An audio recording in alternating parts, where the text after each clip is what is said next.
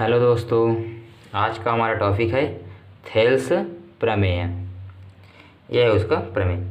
Thales प्रमेय को आधारभूत समानुपातिकता प्रमेय भी कहा जाता है। शुरुआत करते हैं हम प्रमेय से। किसी त्रिभुज की तीन भुजाओं में से एक भुजा के समांतर खींची गई रेखा शेष दो भुजाओं को समान अनुपात में विभाजित करती है। यही है थेल्स प्रमेय का कथन। जैसा कि यहाँ पर मैं आपको चित्र से बताता हूँ। ये है एक त्रिभुज ए बी सी। ये तीन भुजा हो गया। तीन भुजा में से बी सी भुजा के समांतर हम डी ई खींचेंगे तो ये डी ई जो है ए बी भुजा और ए सी भुजा को समान अनुपात में विभाजित करेगी। इसे ही थेल्स प्रमेय का कथन कहते हैं। शुरुआत करते हैं हम इससे। सबसे पहले मानते हैं, माना कि एक त्रिभुज ए बी सी है। ये ए बी और ये सी, जिसमें बी सी के समांतर डी ई रेखा खींचा। तो ये बी सी के समांतर डी ई एक रेखा खींचा, तब ये डी ई रेखा बी सी रेखा के क्या होगा, समांतर होगा। अब हमें सिद्ध करना है। तो जैसा कि प्रमेय में क्या बताया हुआ है कि ये जो समांतर रेखा खींच रहे हैं ये शेष दो भुजाओं को समान अनुपात में विभाजित कर रहा है। तो ये ए डी बटे डी बी और ए ई बटे ई सी, इतना ही हमको क्या करना है, सिद्ध करना है। तो यहाँ से हम आगे शुरू करते हैं। b को e से, ये b को किससे मिलाएंगे, e से मिलाएंगे, तथा d को भी, ठीक है, d को किससे मिलाएंगे, थोड़ा सा मिस्टेक हो गया, d को c से मिलाएंगे और dm के रूप में लंब खींचेंगे ae पर तथा ne के रूप में लंब खींचेंगे ad के ऊपर।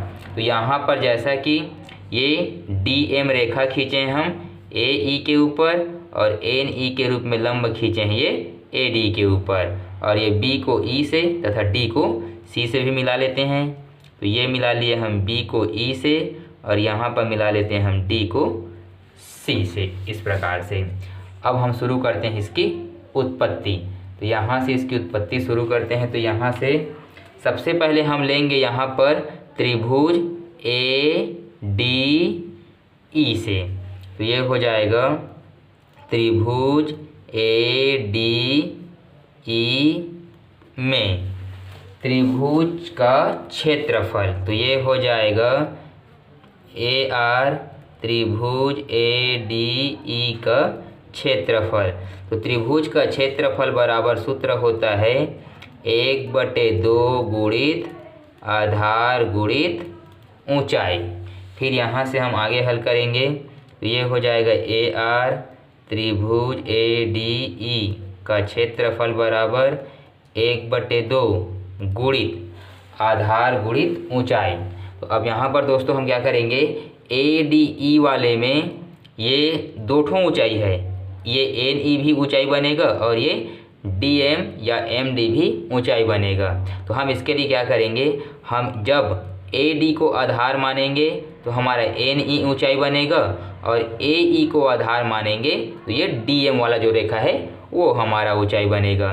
तो हम दो बार उपयोग करेंगे ए डी ई का, एक बार ए ई को आधार मानेंगे और एक बार ए डी को आधार मानेंगे। तो अभी हम ले लेते हैं ए ई के रूप में।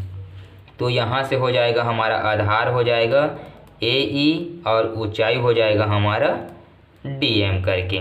हम इसको मान लेते हैं समीकरण पहला।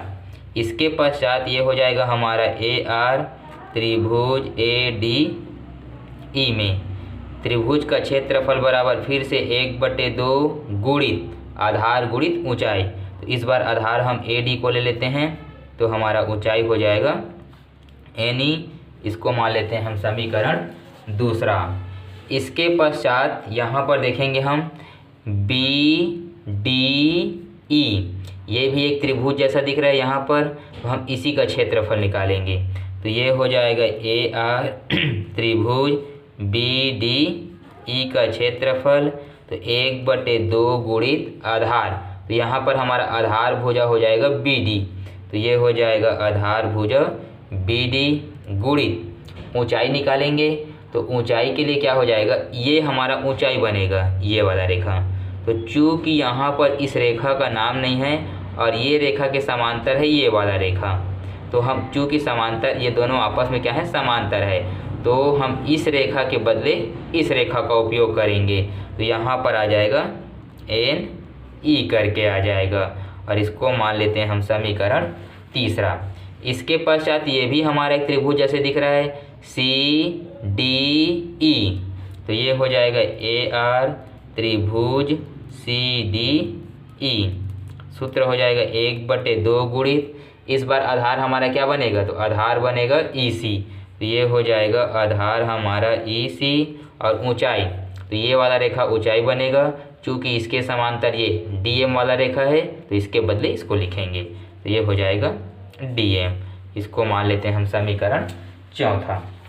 आगे हल करने के लिए हम क्या करेंगे, DM वाले को DM वाले से भाग कर देते हैं, और NE वाले को NE वाले से क्या कर देते हैं, हम भाग कर देते हैं। तो सबसे पहले हम समीकरण 2 को समीकरण 3 से क्या कर देते हैं, भाग कर देते हैं। तो समीकरण 2 को समीकरण 3 से क्या करने पर, भाग करने पर, तो ये हो जाएगा हमारा समीकरण 2 को 3 से क्या करने पर, भाग देने पर।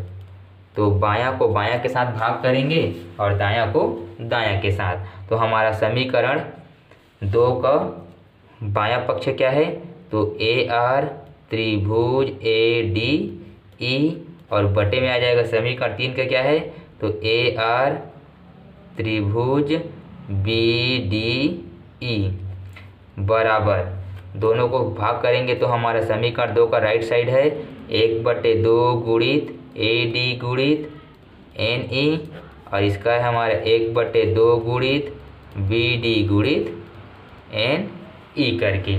फिर यहाँ से हम देखेंगे ऊपर और नीचे से 1/2 कट जाएगा, NE और NE कट जाएगा, तो यहाँ से आ जाएगा हमारा AR त्रिभुज ADE, और बटे में आ जाएगा AR त्रिभुज BDE, बराबर में हमारा बच रहा है AD बटे BD।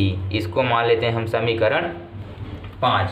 इसके पश्चात हम क्या करेंगे, समीकरण 1 को समीकरण 4 से भाग कर देते हैं। तो समीकरण 1 को जब हम 4 से भाग करेंगे तो ये हो जाएगा समीकरण 1 को 4 से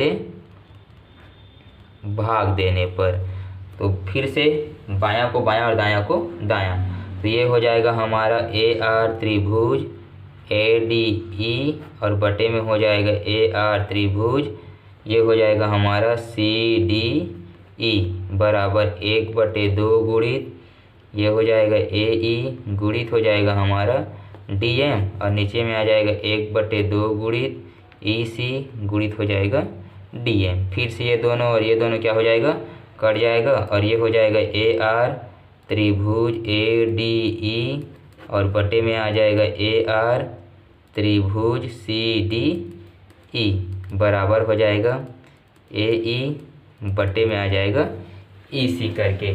अब चूँकि हम यहाँ पर देखेंगे, ये चित्र में देखेंगे, ये चित्र में देखो दोस्तों, यहाँ पर जब हम BDE ये वाले त्रिभुज का उपयोग करें तो BDE और CDE, मतलब ये वाला जो भुजा है DE भुजा इन दोनों त्रिभुजों में शामिल है, अर्थात ये DE जो है उभयनिष्ठ भुजा है, और जब ये भुजा उभयनिष्ठ है तो इन दोनों त्रिभुजों का जो क्षेत्रफल है वो आपस में क्या होगा, बराबर हो जाएगा।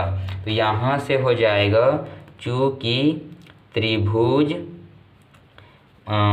ये हो जाएगा हमारा BDE का क्षेत्रफल, तो यहाँ पर हम लगा लेते हैं AR करके, तो इनका क्षेत्रफल जो है AR त्रिभुज CDE, दोनों का क्षेत्रफल आपस में क्या होगा, बराबर होगा। तो हम CDE के क्षेत्रफल के बदले में क्या क्यों लिख सकते हैं, तो हम लिखेंगे BDE के क्षेत्रफल को। तो यहाँ से हो जाएगा AR त्रिभुज ए डी ई और बटे में इसके बदले आ जाएगा ए आर त्रिभुज बी डी ई और बराबर में आ जाएगा हमारा ए ई बटे ई सी। इसको मान लेते हैं हम समीकरण छठवां।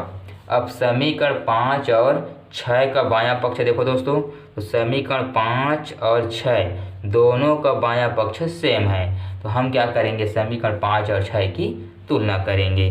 तो ये हो जाएगा समीकरण 5 व 6 की क्या करने पर, तुलना करने पर। तो दोनों की जब तुलना करेंगे तो समान पक्ष छूट जाता है, तो यहाँ से आ जाएगा ए डी बटे बी डी और बराबर करके हो जाएगा ए ई बटे ई सी। और यही है हमारा थेल्स प्रमेय का कथन और साथ में हमारा आंसर, और ये प्रूफ्ड, क्योंकि इतना ही हमको सिद्ध करना था।